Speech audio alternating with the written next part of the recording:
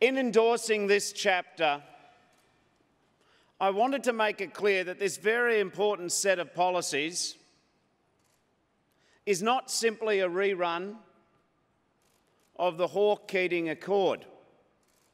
Now, there are lessons that we can and we should learn from that dynamic time.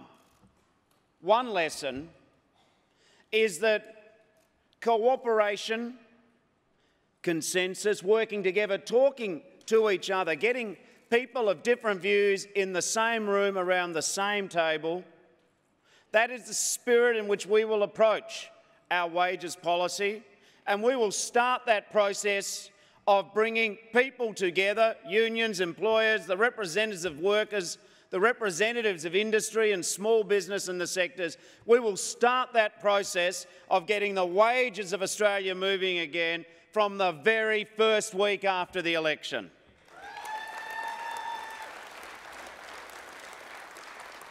And there is a second lesson of that time. It's the lesson of the importance of having a wages policy.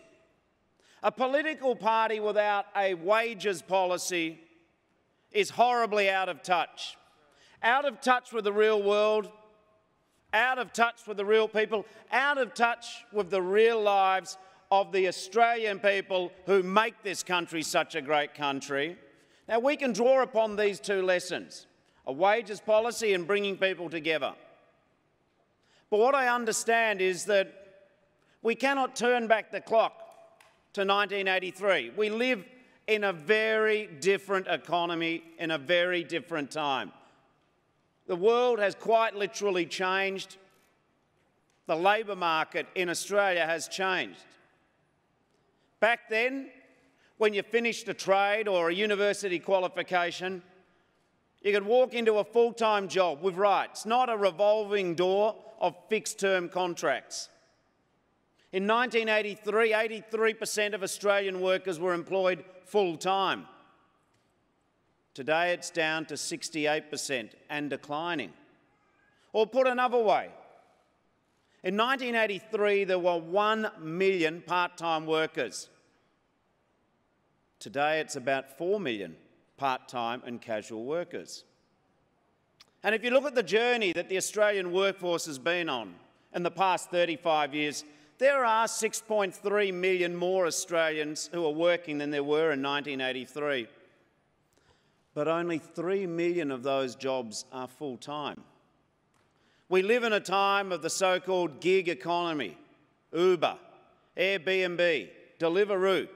The internet itself did not exist in 1983. Right now in Australia, there's 1.6 million people here with some sort of temporary work visa or a visa that gives them temporary work rights. 1.6 million people. We see enterprise bargaining in retreat. The lowest level of ratification of agreements since the first year that enterprise bargaining was introduced.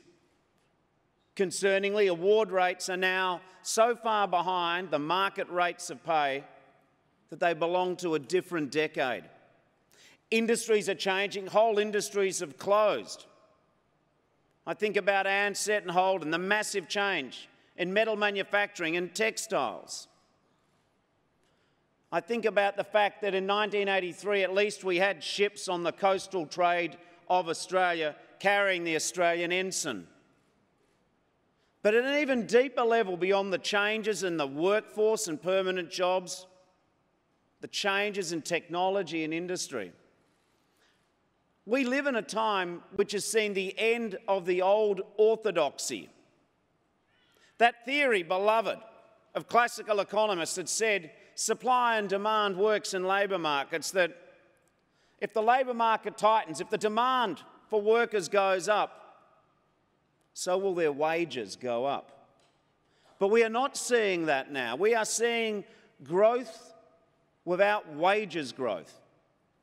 We see rising corporate profits and witness stagnating workers' wages. This is because we have a two-class job system in this country, where the jobs growth in this country, such as it has been absorbed by the insecure, deregulated job market, the casual part-time labour hire market. And when the growth is absorbed in these jobs, what that means is that these workers have no capacity, as the demand for their labour increases, to assert better pay. And this is dampening the pay of all Australian workers. And I want to put to you that this is one of the biggest economic challenges facing Australia. Stagnant wages growth is bad for people, it's bad for business, it's bad for our economy and our society. It is bad for economic confidence. It is bad for family budgets and family savings. It is bad for the demand in small businesses and the shopping centres in the high streets of regional and suburban Australia. For too long in Australia, the Australia that is run by the Liberals and the Nationals, everything has gone up except people's wages. I speak to close this chapter of our platform because wages policy is an issue of substance that goes to people's standard of living, their quality of life, their capacity to pay the bills and plan for the future, to dream dreams.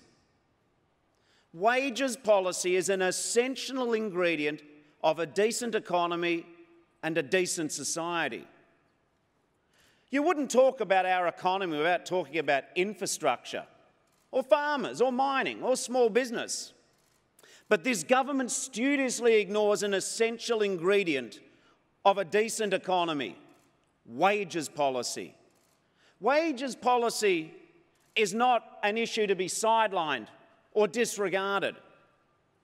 It is not something that can simply be left to the market, taking us down every day further the road to an American-style system. Wages policy is the proposition that if you work hard, you should not live in poverty. If you work hard, you should be able to aspire to a growing standard of living. Wages policy is the aspiration and the essential ingredient to ensure that a fair go means something when you go to work. Delegates in my years at the Australian Workers' Union, I was brought up in a tradition and a system that encouraged cooperation, negotiation, positive outcomes for both sides of the negotiating table. Australian workers go to work and seek cooperation, not conflict. They seek fair pay, and they seek dignified work and a say in their work, and they seek to be safe at work. But collectively, I was raised in a tradition which said that our job was to strive for more productive workplaces and better paying conditions. But the rules have changed, most markedly in particular in the last 5+ years of coalition government. Today's system under Liberal National government does not encourage cooperation. Enterprise bargaining in its current form is simply not doing the job for wages in this country. It doesn't work for funded services. It doesn't work for people with no or little bargaining power. It doesn't work for people at the end or the bottom of the supply chain. It doesn't work for labour hire and casual workers.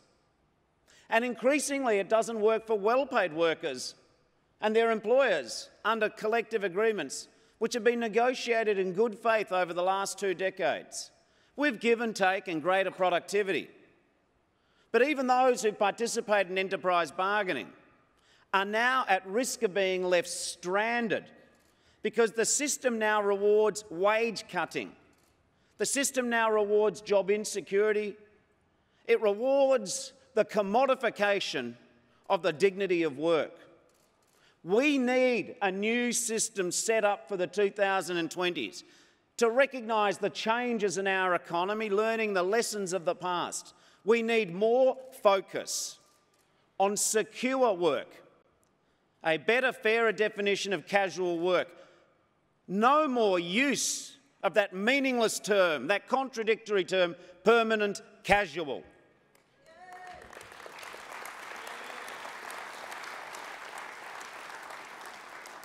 No more going without pay or conditions for 3 months every year because your employer keeps you on those rolling fixed-term contracts.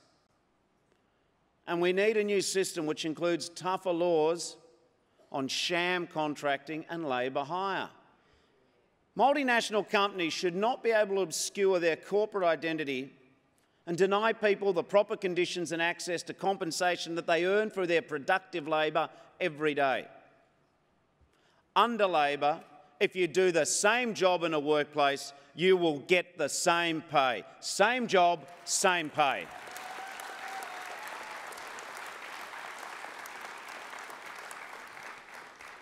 And delegates, working people have the right to be represented by a union in this country.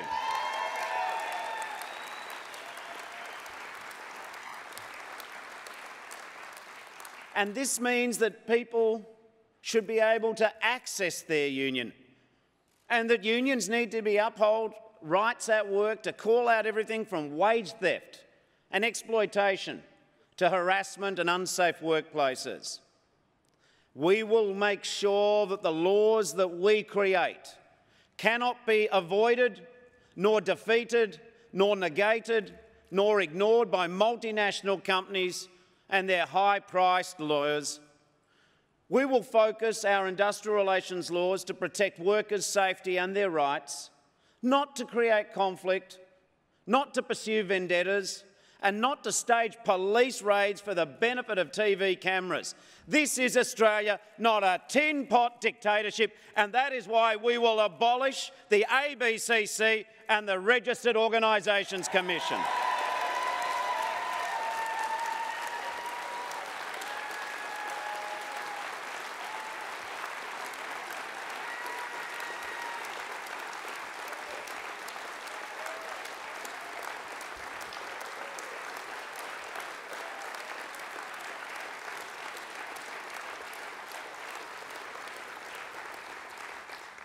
And I tell you something else that's changed since 1983.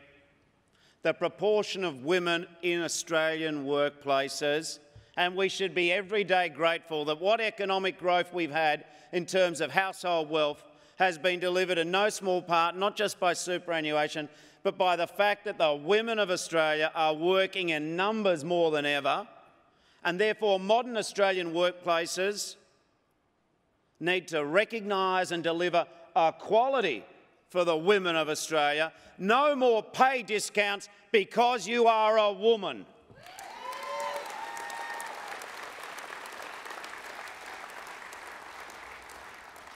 We've already heard in this session Tanya Plibersek and Brendan O'Connor outline another fantastic policy this morning.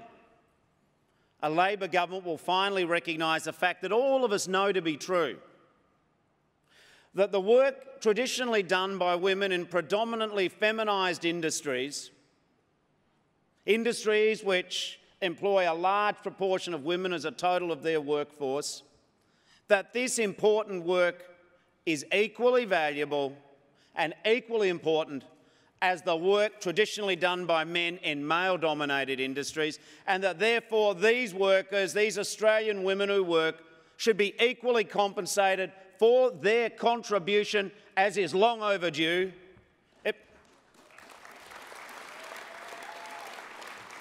And the people I speak of, for example, include our early childhood educators, our aged carers and the people driving the National Disability Insurance Scheme. Pay and recognition and training that they deserve. And for the survivors of family violence, for women battling all of the other legal and logistical challenges that that brings, trying to pick up the pieces and stay safe. Labor will write into the law of Australia, the law of the land, 10 days of paid domestic violence leave.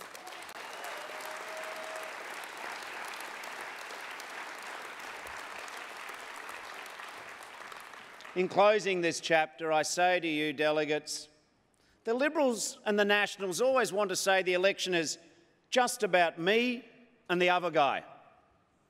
There was the first guy, the tough guy. He said that. Then there was the second guy, the rich guy. He said that. There's the third guy, the advertising guy. I think he said it the other day too.